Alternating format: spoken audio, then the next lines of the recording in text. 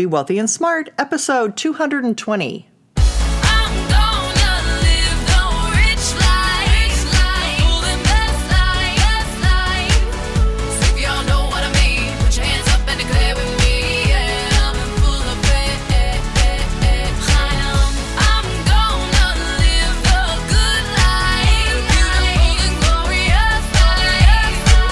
Step into a world of wealth and financial freedom without budgets, boredom, or bosses on Be Wealthy and Smart. And now, here's your host, Linda P. Jones.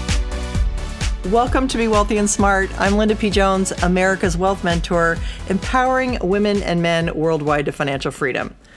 Well, today is Listener Question Friday. So we have a question today that's short and sweet about 401k plans. And the question is, Linda, should we contribute to our 401k even though there is no match? Well, it is a trend that employers are not providing as many benefits, it seems.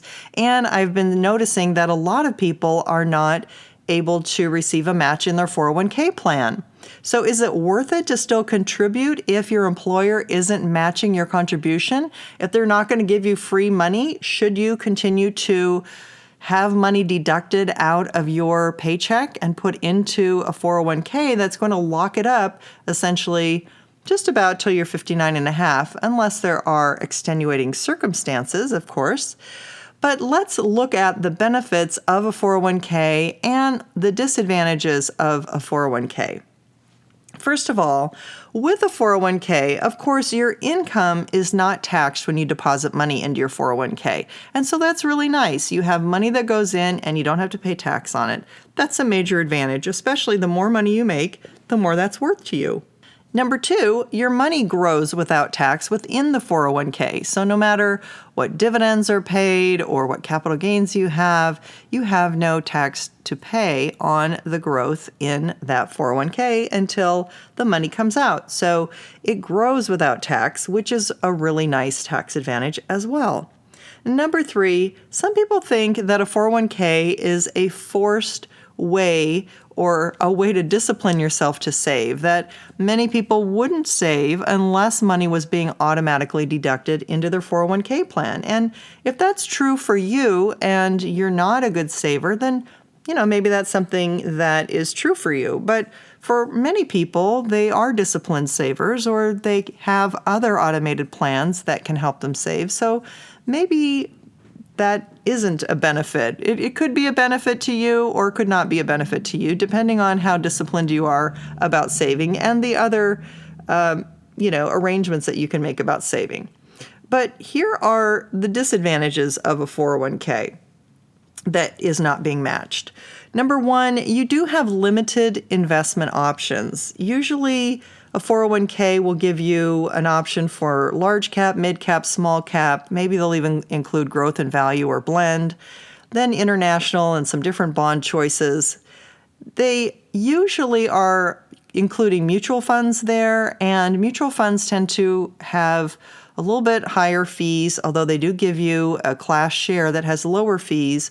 But it does put you into generally mutual funds. So nothing wrong with that. It's just that you are going to have professional money managers who are managing your money. You don't have the option of doing any of your own investing. You're choosing from a very limited menu within your 401k. So that does really narrow down what you can invest in. Number two, that leaves out a lot of different options that you could invest in.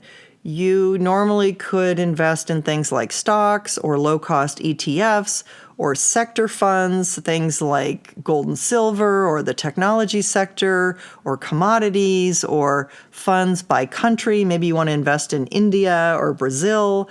Those things you wouldn't be able to do in your 401k because you have just your employer's very limited option that's listed on their menu. So you don't have all the extra choices that you might have if you weren't in a 401k. And there's a whole universe out there. I mean, you can invest in anything within a regular brokerage account Whereas again, you're limited to what's on your employer's menu. I kind of describe it like this. If you were going grocery shopping, would you rather go to the grocery store, maybe a Whole Foods store or a big grocery store, or do you want to do your grocery shopping at a Starbucks? Starbucks carries food, but it's a very limited menu. So that's the only food choice that you have is what's available on their menu. Whereas at the grocery store, you have unlimited choices of all kinds of foods, frozen, fresh, whatever kinds of foods you want, and you don't have that if you have a limited menu. So I kind of like the freedom to have all of the investment choices. I think that's important, especially with some of the financial challenges that we're going to be going through. You also have the ability to have inverse investments. So if you want to have inverse ETFs and be able to profit when the market declines, you'll be able to do that in a brokerage account and not in your 401k. There's just a lot of different things that you have at your fingertips in a regular brokerage account that you don't in your 401k. You also have your 10% penalty if you're not 59 and a half and you want to take money out of your 401k. Now, there are ways to get around certain things. There are hardship withdrawal rules and penalty-free withdrawal rules. So hardship withdrawal rules, like if you have medical expenses by you, your spouse, or your dependents, if you have costs related to the purchase of your principal residence, which does not include your mortgage, if you have college tuition and related educational fees for room and board for the next 12 months for you, your spouse, children, and dependents. You also can avoid the 401k hardship if you are being evicted from your home for foreclosure. You can also use it for funeral expenses and for some expenses repairing damage to your principal residence.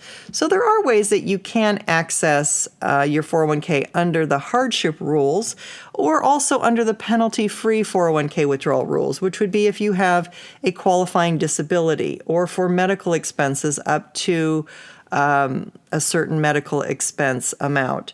If you are required by court order to give money to a divorced spouse or a child or a dependent, if you experience a disaster which has been granted relief by the IRS, if you've left the company and have set up a schedule to withdraw equal periodic payments for at least 5 years or until you reach age 59 and a half, whichever is longer, you also can avoid the 10% penalty at age 59 and a half. So you have some very specific reasons that you can get money out of your 401k. Otherwise, it's locked up until 59 and a half, and you'd have to pay a 10% penalty plus any income tax due and not paid on the money that you're taking out of your 401k. So, in summary, I think if you're a disciplined person and you can save on your own or set up an automatic deduction plan to deduct your investment money and go into a brokerage account, I think you're better off not putting the money into an unmatched 401k. I do have to say, though, if you are lucky enough to have a match in your 401k, I think that's the best deal out there to get free money from your employer. So this only applies if there's no match. If there is a match, go with that every time. That's all for today. Until next time, live the good life and be wealthy and smart. Thank you for listening to Be Wealthy and Smart with Linda P. Jones. Share the wealth and tell your family and friends about the show. Check out our website, blog, and social media for more riches at www.bewealthyandsmart.com.